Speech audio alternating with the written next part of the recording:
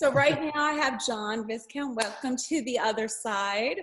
And we were just chatting a little bit before I hit the record button. So John is right now in Venice, California, kind of in the middle of what's going on, but at least you're by the beach, staying safe, right? Yes. I'm here in Colorado, but we were just chatting about old times. It's been a while. So he's done some pretty incredible things when I was hanging out with him back, I don't even want to say how many years ago, but doing great things. And my favorite thing you've done, and I just watched it again, was your movie, your short film Admissions, which I know you made it during a peaceful movement. That was your whole thing about peace. And it's prime time for peace right now. I think we need to get that out again. So I'm going to repost that for you, and hopefully we'll get some more eyes on that. And with peace, I think also it has to do with forgiveness, which we have to have right now as well, because a lot of people are pointing fingers and they're blaming others for a lot of mishaps and horrible things that are happening to other people. So we need more peace, and we need love and forgiveness, and that's what your film's about. So tell me what inspired you to do that. We'll talk about that and get into your book after. Well, it's actually kind of a story that takes me back to my childhood, is how I got on this whole path of wanting to deliver spiritual teachings to the world. I had a lovely, lovely childhood till I was about 14. And then one evening, my mother came to me and said, "I'm leaving your father, and if you don't come with me, I won't survive."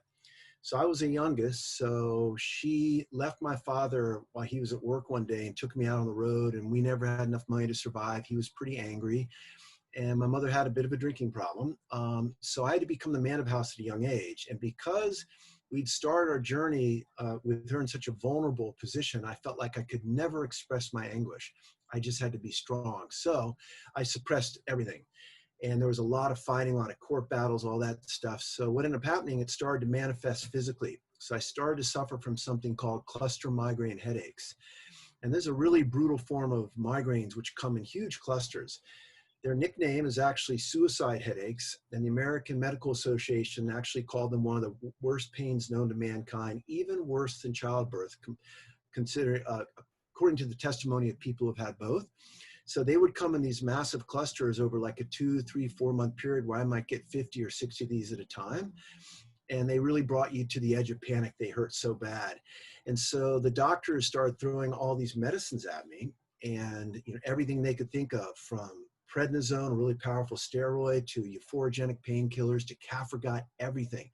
They never ever asked me how I was doing or got me into any spiritual stuff. So I suffered with these headaches for 15 years.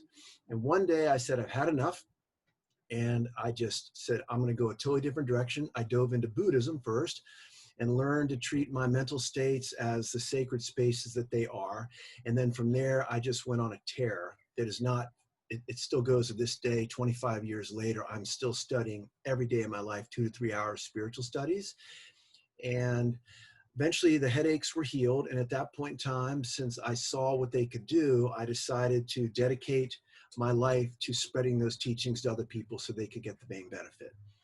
And that's how Admissions got started. I was actually, someone had reached out to me, asked me to write them a screenplay. And I remembered I had this screenplay that I had written after 9/11, and I never made into a film. And I pulled it back out and I read it and I went, wow, here it is 8 years after 9/11, and it's just as topical. Let's get this thing made. So I turned to a friend of mine who's in the business. We got to James Cromwell. He fell in love with the script. He said, I'm in. And then we shot the film, and ever since then, it's just gotten bigger and bigger and bigger. It was eventually translated into 8 languages. It was broadcast to 80 million homes in the Middle East for a month straight by an Iranian satellite TV station.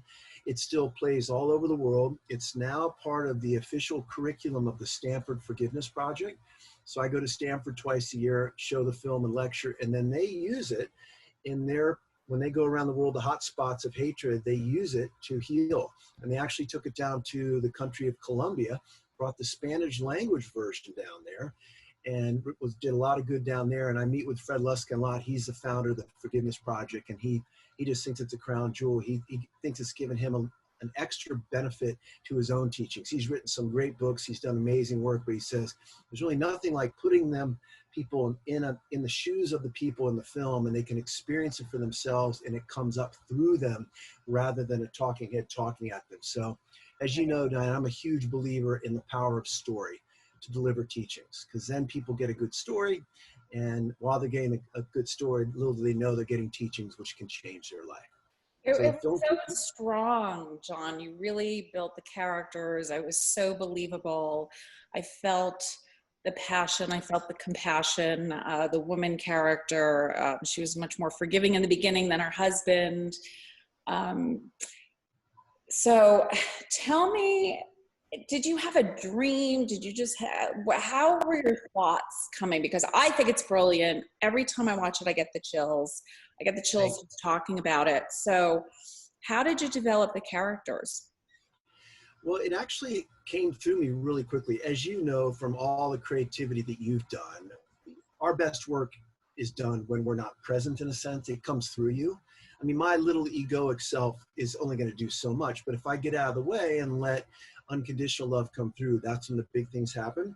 So before I create, I dedicate my efforts to unconditional love and healing all sentient beings without exception. That's key. Can't leave anyone out.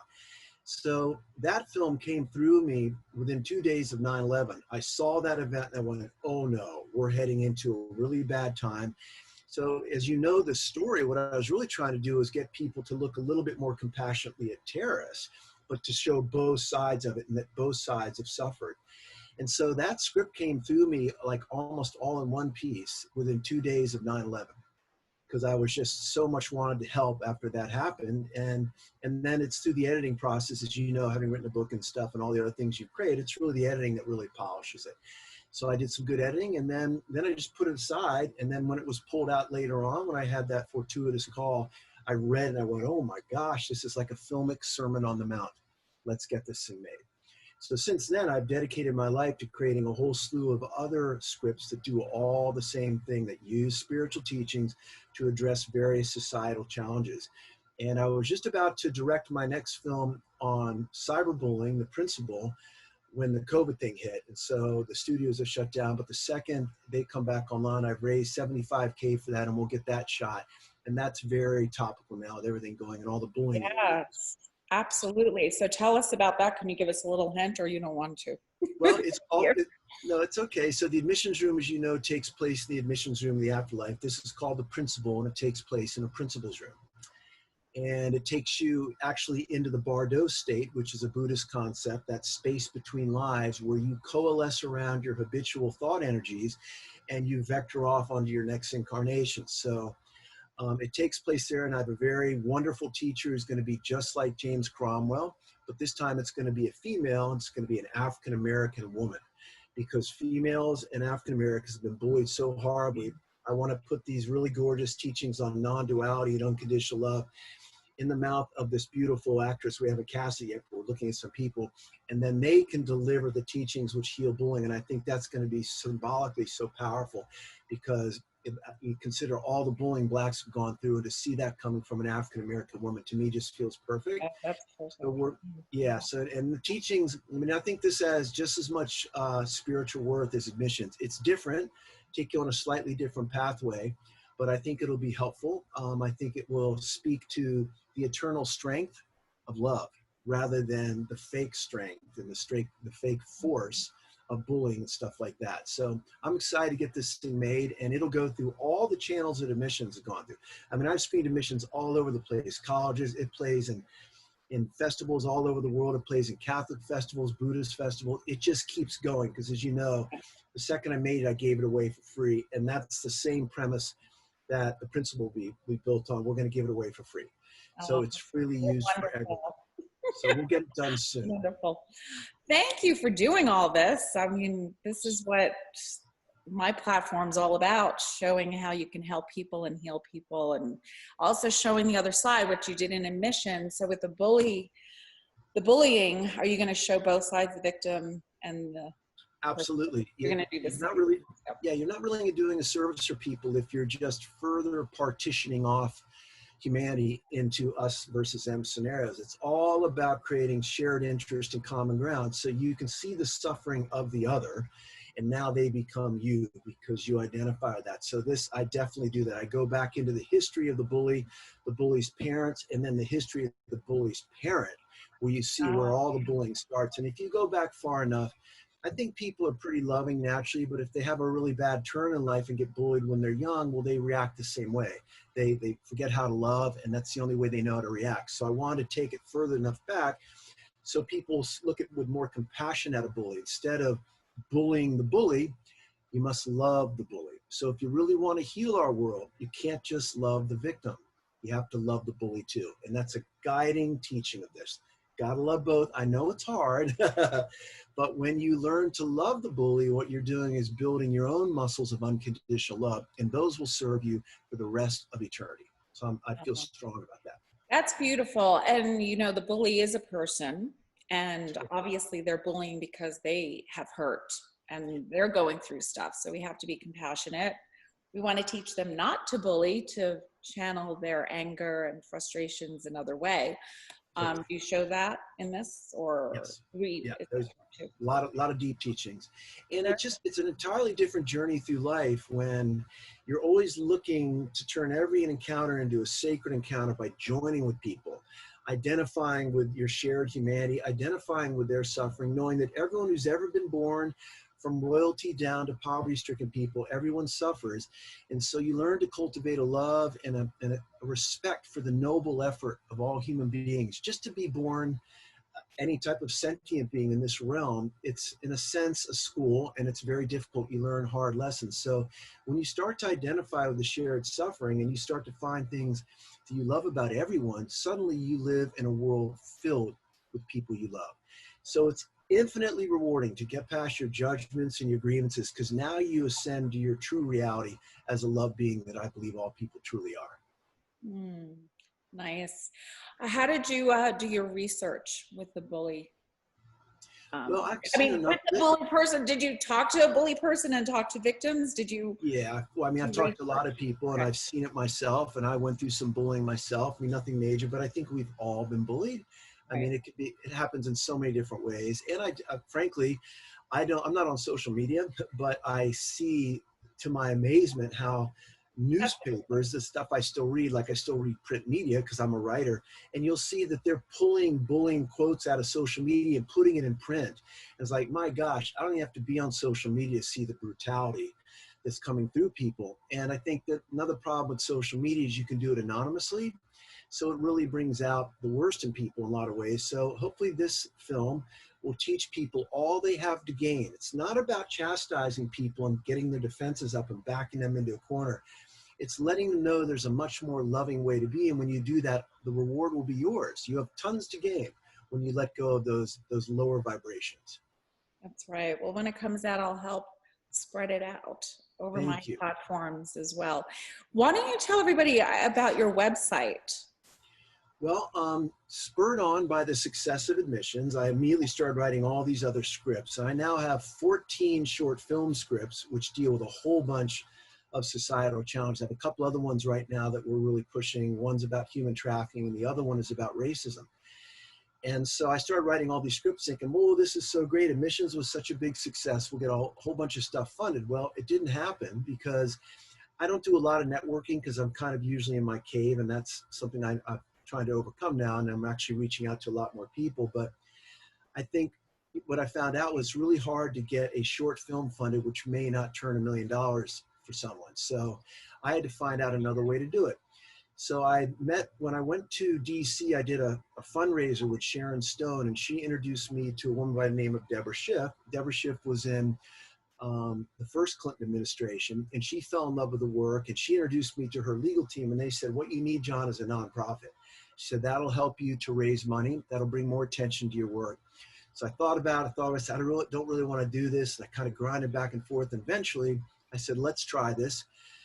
I actually came upon a wonderful manager who was a chief of staff on Capitol Hill for 20 years. And Deborah Schiff introduced me to her. Her name's Trish Riley. So she set me up with her team, and we applied for a 501c3 status and got it. And the nonprofit is called the Peace Entertainment Project. Our slogan is promoting the kind in humankind. And we have 3 films up there now. One is by a wonderful actress and R&B star, Nia Peebles. She has one, it's called The Little Apple Tree. It's a wonderfully empowering children's book, and she's been a big supporter.